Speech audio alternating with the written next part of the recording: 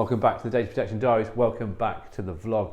In today's video, we're going to be talking about data protection by design and default, also called privacy by design, and sometimes just data protection by design. As always, if you are new to the channel, please do make sure that you hit that subscribe button down in the bottom right-hand corner. Of course, click like on this video if you enjoy it, and also comment down below to let me know your thoughts. Do you struggle with data protection by design? Is it something that happens very often in your business? Is it a challenge that you face? Any interaction you can give us is fantastic. It just helps to show YouTube that this kind of content is interesting and people enjoy it. But anyway, enough of the waffle. Let's get on with what we want to talk about today. So today we are talking about data protection by design and default. Now, this is, of course, a requirement under the GDPR, so under Article 25, but it isn't really something that gets talked about on a particular regular basis. Often when it does, it kind of becomes conflated and people kind of get confused as to what it's about and what it means. So in this video, what I want to do is talk about what data protection by design is, why it's important, and what you can do within your organization to try and encourage a culture of data protection by design and default. So the basic concept of data protection by design is very much that. It's when you're creating a system, when you're creating a process, when you're creating a piece of technology, it's ensuring that you create that system, process, piece of technology with data protection in mind. So from the very beginning, you're already starting to look at what that process is going to be, what that system is going to do, and what the purpose of those activities are going to be. Now, with any process, any system, any purpose, you're always going to require information. So you're going to require data. Data protection by design is about looking at how that information is going to be used, what purposes it is used for, what interactions, and then of course starting to decide whether or not it is required. So is it needed for the intended purpose? Are you collecting more information than you potentially need to deliver the service that you're trying to deliver or fulfill? Of course, on the other side of that is also thinking about things like retention. So how long are you going to need to keep that information for? Can you automate your retention processes? How easy is it going to be to transfer that information, so to comply with some of the other principles of the GDPR? Is it easy to pass that information to other parties? Is it easy to share that information? How is the information going to come out of your system? Does it come out in an XLS file? Does it come out as a PDF report? Does it come out as a text file? So how consumable is that information? The important thing here is that data protection by design means that you're doing that at the conceptual stage. So you're doing it at the beginning. So when you have the idea, when you've identified your processing activity, when you've identified your system or your solution, it's making sure that you are building it from the ground up to be able to do all of the things that it should be able to do to ensure that people's individual rights are being respected. Very often, one of the biggest challenges is that systems, processes, technologies are built and then data protection is kind of shoehorned in at the end. Somebody turns up in a meeting and goes, oh, by the way, we need to make sure that we're doing this. Now, trying to retrospectively fit something, especially into a piece of software or into a piece of technology, is incredibly hard. But if you can build it with data protection in mind, so if you can build it with data protection by design, so it's intended to do something a certain way, then obviously that makes life much, much easier, which is the whole purpose of the article itself. The other side of that is, of course, data protection by default, making sure that your system, making sure that your process is only collecting the absolute minimum amount of information it needs to be able to deliver the intended purpose.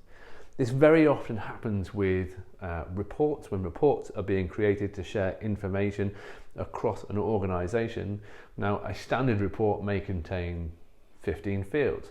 Let's say name, some personal details, an identifier, the information around an account, the information around finances, information potentially, I don't know, around location or locality and a number of other things. Now, if that information is being used for a specific purpose, so for tracking, for monitoring purposes, and you don't need to know who those people are, then obviously the design of that report can be amended to strip out the information that is not required.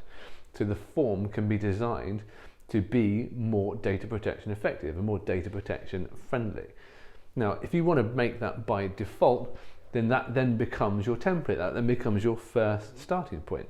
So the first starting point in your organization for data protection by default should be, do I even need to know who these people are? Do I need to have any kind of unique identifiers, or am I just looking for aggregated, anonymous information that can easily be shared and it isn't going to have an impact on any particular individual? Of course, all of this is easy when said. Of course, we're just talking about making some baseline principles for any kind of system, process or technology that you might have within your organization. That doesn't mean that it's going to be easy to do. If you are within an organization, if you're an in-house DPO, if you're an outsourced consultant DPO and you're working with organizations, the best thing that you can do is try and get involved in change boards, try and get involved in IT project teams, try and understand how the business works, and also understand the processes that the organization is undertaking. So what do they use information for? What kind of information is being collected? What information is moved around the business? Now, this can be done by obviously making sure that your ROPA is up to date and making sure that you've got good data mapping, but it can also be used to identify processing activities. And once you've identified those, I'm not saying it's easy, but you can go back and reverse engineer them and make sure that actually you're taking stuff out that doesn't need to be in there. Creating effective data protection by design and data protection by default is going to take a fairly reasonable period of time. It's not something that you can just do in a couple of weeks. As we always say, compliance is a journey, so it is going to take a few months. In some cases, in big businesses, you could be talking years to find all the processes, change the mindset, change the cultural stance. But by finding the highest risk processing activities, by finding the highest risk processing systems, and by getting yourself in at the early stages of any projects or any programs, you can at least start to affect meaningful change early doors. The overall benefits of data protection by design and data protection by default should, to anybody watching this particular channel, be fairly clear. You're going to have less information about people, you're going to have less potential risks associated with the processing of that information.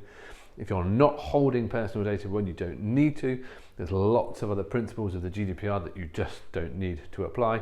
In fact, if you're holding truly anonymized information, the GDPR doesn't apply at all. So the burden on your business or the compliance requirement on your business is going to be greatly reduced. On the other side, from the individual's perspective, if you're not collecting information that you don't need to fulfill a purpose, then you're going to have better trust, better engagement with your customers, you're going to be able to have better engagement with your employees, you'll be able to explain to them much more clearly what information you need, what you're going to use it for, and the reasons behind that, rather than just saying, well, do you know what, we just collect everything because it might be useful. So being clear, being prescriptive, and not using more information than you need is going to be better for you and your customers in the long term. As always, this is a fairly succinct view on the world, and lots of people will have lots of different opinions. If you do enjoy this kind of content, please do like this video, subscribe to the channel, and comment your thoughts down below as well. Of course, if you do have any questions, our details are at the end of this page. Please do get in touch, but we're very much looking forward to seeing you again next week.